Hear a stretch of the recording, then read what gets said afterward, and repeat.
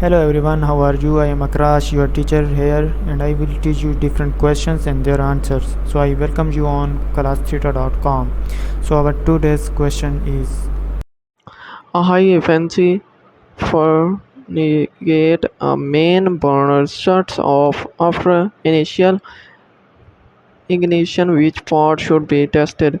Flame sensor, expansion valve, solenoid valve, gas valve. The answer of the question is